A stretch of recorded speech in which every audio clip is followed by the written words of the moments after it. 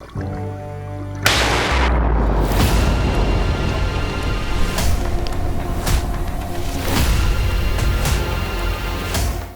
I'm Scott Margolin, your host for Arc Week. Welcome to today's episode, Arc-Infested Waters. Now, most of us probably aren't in any hurry to swim in shark-infested waters, much less do it 40 hours a week. I'm an exception, I know, but I certainly don't do it full-time, and I only do it after taking all relevant safety measures and working with only the best dive guides available for every specific situation when I enter the water.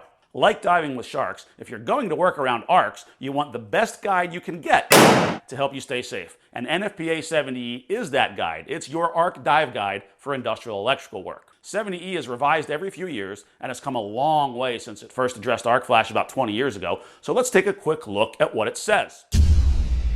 The first goal of 70E is for you to work de-energized whenever possible, because when we work energized, we're literally entering a potentially arc-infested area.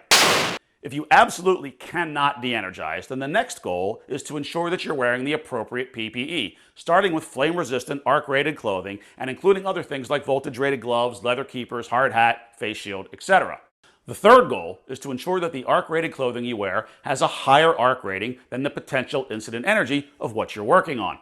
Just like a dive skin or a 3mm wetsuit is great for shark diving in 70-degree water, I can definitely assure you it's not enough insulation when you're diving with great whites in South Africa where the water is 55 degrees.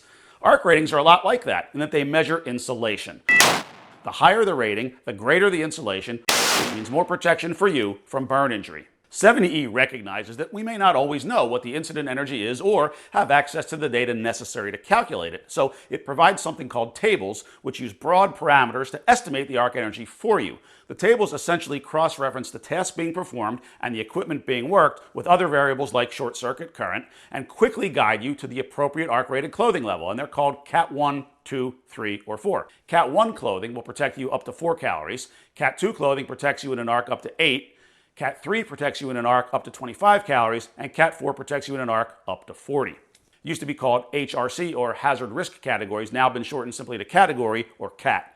Sharks are beautiful, magnificent creatures, honed by 400 million years of evolution into one of nature's most perfect creations. But getting into the water with them, on purpose, and doing it safely requires lots of quality information about each unique situation we dive into and the very best dive guides.